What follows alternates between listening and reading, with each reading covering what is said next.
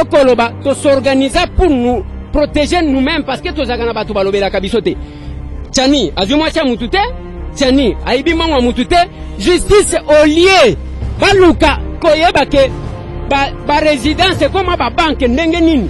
Est-ce que yé moko premier ministre ça au courant na arrestation madame yonangai to yebi bien ndenge makambo etambola bakolo batake eza yo mais to yeba affaire ndenge eza likambo ni likambo ya bosolo bamoni mosona kati ndako ya Chibala talanga longa lete na longa lete mitala na miroir otala isika osali ni outi. Et c'est au jour d'aujourd'hui les mêmes Brino qui passent de l'autre côté de la barricade, qui devient notre bourreau. Brino, souviens-toi de ce que nous avons partagé. Rappelle-toi de ceux qui sont morts dans ce combat. Souviens-toi de ceux qui ont été brimés comme toi, des victimes. Et ressaisis-toi. Mbote na mino bandeko balandia info Kongo masolo ndenge to mesana to pesa rabino toujours ba information to pe to lobela kama kambele kana mboka ya solo ya minene komeli biso ya passe komeli biso ndeko na biso journaliste Peter Tiani depuis lobby na 18h akangemaki alors azalaki na kati ya musala na ye 18h eza heure bako kanga motute 18h eza heure ya musala ezalaka lisusu te pona nini bakangi ndeko na biso Peter Tiani ya solo biso moko to komaki awa toza awa na kati ya parquet ya grande instance soki tala bino nyonso bomona to uti kuna na parquet à grande instance esika pe to keko lobela likamba Peter Tiani pona nini bakangiye ya solo bino nyonso bolanda awa na kati ya interview o tozolanda bandeko biso o bazo pesa le pourquoi ya kokangamela ya Peter Tiani ya solo to yoki biso nyonso ke o mwana nde bakangaki kuna nganga mwana ayibi mbongo ya papa lelo ekomi likambo mususu yango wana biso nyonso tovandi awa to kolanda bandeko na biso bakopesa biso pourquoi bakoyebisa biso le pourquoi ya kangameli ya ndeko na biso Peter Tiani. À tout à l'heure.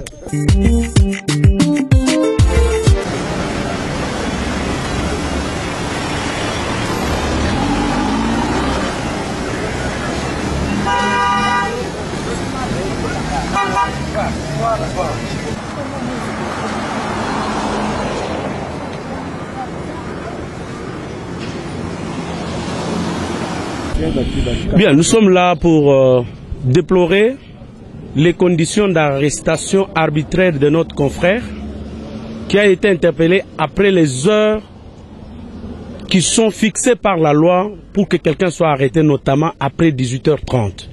Il est arrêté sur plainte d'un inconnu, un certain Kapia, je ne sais pas quoi, mais après enquête investigation, nous sommes rendus compte que c'est la famille Chibala qui l'a traduit en justice. Chibala qui a subi des injustices, derrière qui avait été le journaliste, qui l'ont défendu, qui se sont battus pour lui. Et il poursuit Peter Tiani qui n'a fait que relayer une information publiée par scooprdc.net. Et cette information concerne quoi? En principe, au lieu que l'on puisse arrêter les journalistes qui ont dénoncé l'information, la justice congolaise devrait savoir comment est-ce que d'importantes sommes d'argent, notamment 500 000 $, peuvent être brassés dans la maison d'un individu, Premier ministre soit-il. Et les journalistes qui sont avec nous ici ont promis d'apporter, parce qu'il y a les députés dont leurs enfants, les frais scolaires ne sont pas payés aujourd'hui. Il y a beaucoup d'argent, même là au niveau, le personnel de la primature n'est pas pris en charge, n'est pas payé. Mais au point où nous nous trouvons là, quelqu'un peut avoir 500 000 $, 300 000 $ dans sa maison. Est-ce qu'a-t-il une maison d'émission? A-t-il quoi d'émission pour avoir les billets de banque dans une quantité aussi importante comme ça? Voilà là où notre justice devrait se pencher au lieu d'arrêter les journalistes. C'est là où nous disons, nous en appelons à toute la presse, nous en appelons à toute l'opinion, tant nationale qu'internationale, pour vérifier pourquoi cet argent dans sa maison, pourquoi l'on a procédé à toutes ces manigances mystico-diaboliques pour connaître qui avait volé l'argent. Et voilà, c'est à quoi? C'est la question la plus principale. Donc la presse a promis qu'ils vont davantage fouiller pour connaître l'origine de cet argent. Et pourquoi Chibala a été amené à traîner nos confrères en justice, parce qu'il n'y a pas que lui, même nos confrères de scooprdc.net sont sur le mandat en question. Et bien plus grave, le mandat d'amener. On commence d'abord par la première convocation, deuxième convocation, et enfin, on amène le mandat. Et le mandat d'amener est élaboré dans une procédure d'urgence. Pour quelle raison? Ça, le concerné, on ne connaît pas son adresse, il y a crainte de sa fuite, ou il s'est extrait à certaines actions en justice précédentes. Mais ici, Peter Tiani n'a jamais reçu une seule convocation du parquet général près la cour d'appel de Kinshasa-Gombe. Et Peter Tiani, c'est du coup brutalement qu'on vient l'enlever après les heures normales. Donc nous dénonçons cela et nous promettons que la presse va enquêter et nous en appelons au procureur général que nous connaissons près la cour d'appel, le procureur général du parquet général près la cour d'appel de Kinshasa-Gombe de s'enquérir pour savoir pourquoi des grosses sommes d'argent peuvent être brassées dans la maison du Premier ministre. Pardon, je vais ajouter quelque chose. Je voulais ajouter quelque chose. Je m'adresse personnellement à Bruno Tshibala. C'est un ami, on se connaît. J'imagine encore à l'époque quand j'allais voir Tshibala dans sa cellule à Makala. Combien Tshibala a pleuré avec Serge Kabongo. Bruno, là je m'adresse à toi, un ami. J'allais, Bruno, enlever ses lunettes, me disait, Mike, regarde comment mon œil souffre. Et j'étais sur tous les plateaux de télé pour appeler à laisser partir Bruno pour des soins appropriés en Europe. Et c'est au jour d'aujourd'hui les mêmes Bruno qui passent de l'autre côté de la barricade, qui devient notre bourreau. Bruno, souviens-toi de ce que nous avons partagé. Rappelle-toi de ceux qui sont morts dans ce combat. Souviens-toi de ceux qui ont été brimés comme toi, des victimes. Et ressaisis-toi. Ok, la côte à Lingala Bandeko. La côte à Lingala. Si Bandeko, bomoni to kimi d'abord pour que tout ça l'élément qu'on a parqué parce que balingi ba kanga biso nyonso. Yango to kimi to yeko sale lango awa libanda. Peter Tiani bakange pona nini. Tata moko akenda ki butu koluka yeke babi misaye na liste ya kampanye ya Emmanuel Shadari. Na makamu na bango ya FCC. Peter Tiani aboyi. Ya mibale. Elema we bakangelie soki botali yango na malamu mungongo wa Peter ezate maloba na ezate soki ezake ye mokolo journal le vrai journal il n'est pas pénalement responsable pour que boya kokanga mutu bomema ye aw omoni même ndenge to alia ndenge to zalia ndenge bazana ba tiroir wana bazana manda ya mutu na mutu batinde la kabiso convocation te invitation mon côté to senga chikeboti ka Peter to komema ye lobby baboyi lelo ye wana fandi toza 16 heures basambisiete tozo ye bate omoni makambo bazolo bake un certain mutu mon côté problème toza na ngwa wezanini eza ya mutu oyo asalela kutu musala makasi parce que Peter Tiani vrai journal basalela Tshibala musala moko ya makasi voilà nous sommes payés en monnaie de change nyonso bakosa les anini lokola baluki bao baza ba candidat bakangisa bango munoko bao batikali na presse bazoluka pe bakangisa bango munoko parce que awa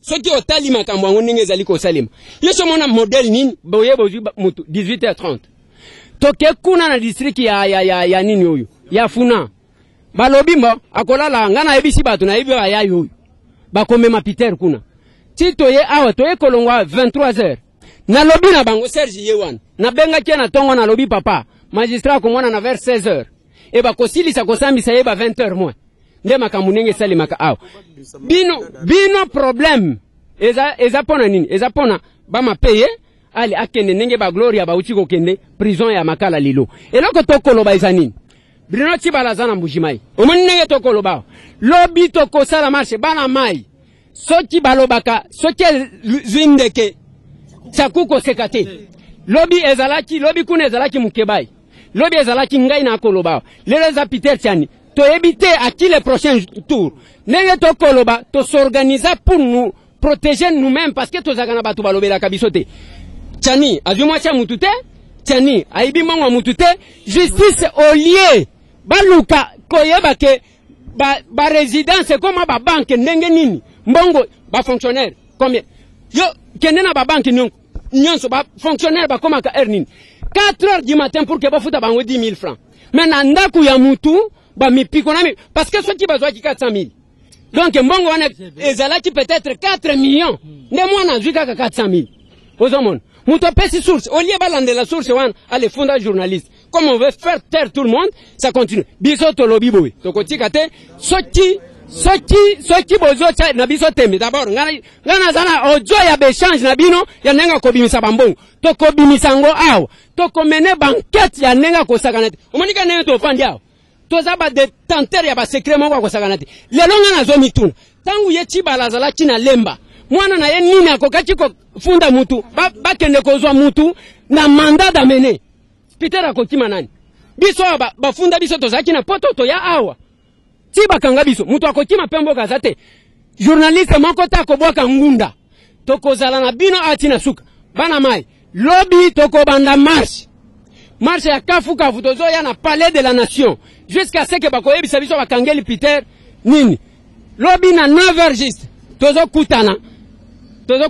Mike. Oui. Tozo kutana wapi? Na tokanite tokokanawa. Ah, OK, voilà. Na tokanye sikate, mais il faut bandeko. Ngana lobby boy. Tokutana na régie des eaux. Tozo kutana place 1. Comme ça tozo nzela. Tokei. Voilà. Na 9h juste. Donc yo soki omoni ke tali yote, d'accord, etala yote, mukolo mususu pe kotala biso pete. Na bandi yango wana.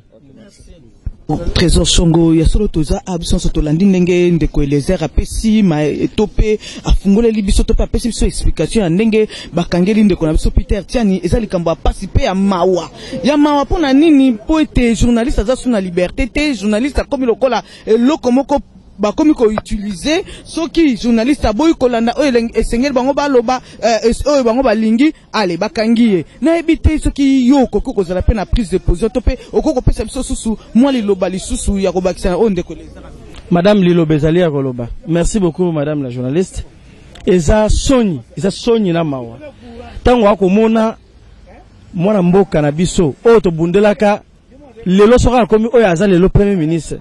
Ezali ete kaka ba journaliste oyo baza engagé oyo le ba ko bundela kaye lelo na likambo ya muke likambo oyo etali kutu oyo kokiko ko benga journaliste otuna nenga bosolo ondimi ko tinda na prison oyo bosani bato ba ko bundela bitumba alors ko bosani ke lelo okomi oyo grâce à bato oyo lelo oyo ozoloba ozo ndima madame pouvoir ici lak au moins oyebi bana mobutu baza na boko oti oyebi lisolo nenga basalaka mais basila bakenda pouvoir ici là ekoleka nango lobby to okuta biso ba journaliste lobby awa to okuta na est-ce que yemoko premier ministre ça au courant na arrestation madame yonangai to yebi bien ndenge makambo etambolaka bakolo bataka eza yo mais to yeba affaire ndenge eza likambo ni likambo ya bosolo mosolo mbongo bamoni na ndako ya journal suta lobaki bamoni mosolo na kati ya ndako ya Chibala ndeye ndeko nanga pita abi arele lango yebani ndenge ni betana ni solongo ya muso balobi bango oleba ke lotuna bato ba bimisaka article wana bako kanga Peter Tiani na sai bango nini mbokende ko luka article wana bato ba pibaka bakano boyebisa biso mosolongo bimandeni bako kanga Peter Tiani meto ekosidiante lobby to kokutana ba journaliste biso a lobby to kotambwa to koyebisa bango to kotambwa to marcher et puis bitumba baleki o balungi o baluki wana bitumba ne kosila temo na mboka ezati na suka lobby to ko marcher to tamba mokilemo na ke ba likolo mbongo mosolo ba ko mona kana ndako ya Chibala yango ndo omoni ekomi bongo. Merci beaucoup madame. Chibala asimbi bisika basimbaka te mamituna ka mutuna moko pona nini na mboka oyo bato o ba combattre ba anti valeur bangonde babundisaka bango. Pourquoi ne pas kende kuluka mutu o abimisaki article wana Peter azana kacha kasho to boite mais eloko Chibala luki mais bosani ke biso nde to salai devoir de mémoire azonga sima ata babarobaki na lingana moshe ata akanisa yara zara makala robaka nini niso za ko kufwa bo bundira ngala sanini na bi malibanda Chibala talanga longa lete na longo lete bo mitala na miroir otala isika osanini outi tokotikela yo tante ora naga ta kotikela yo ezate na zongisi lunette tala sima zonga mutu Zongo Kino, l'ami proche à Peter Tiani. Donc ce sont amis proches. Donc ngande bureau na ye, on a zarane tongo midi pourquoi. Boloko, oa ko beta ya ko yiba, ko boma, ko violé. Wana to yoke na opasi na obangi la masana mais ndenge na ebele sikaza.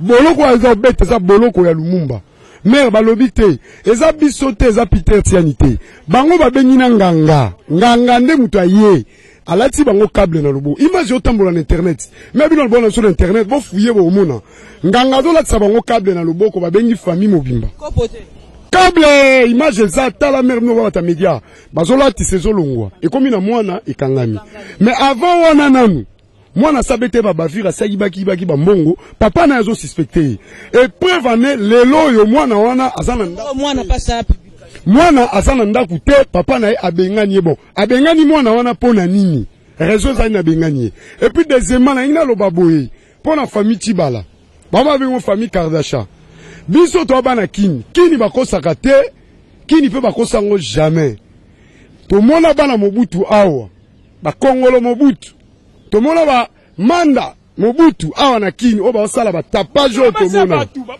no ya bino eza na ngo eloko te ya bino eza eloko te e bangisa biso te pona nini niveau eza mukie so bolagi mayele bokanseke sika bo uti na trahison papa na bino asali fallait mukie obozwa boyeba ba o bazalaki kuna même o azalaki avant ye lelo to beta komona Yesu o to sala Tibala non tanga komo est-ce que komona betama Badibanga donc zwa libela les amis de Badibanga bazala Yesu zwa libela na tuni les amis de Badibanga bazala Yesu les amis de yo rando lisba na bi total bango lobi mais baba un mois okende baba nsabsote d'accord merci kande balobi ta simazonga moto merci bande kona biso binyoso boyoki pourquoi bakangi ndeko na biso Peter Tiani ya solo tokokuta na biso nyonso po tokotika likambo te likambo ezinde ke chakoko secrétaire ndenge ndeko na biso Eliezer alobi awa tokotika likambo te tisuka tokokende nango tisuka pona nini bakangi ndeko Peter Tiani kaka boye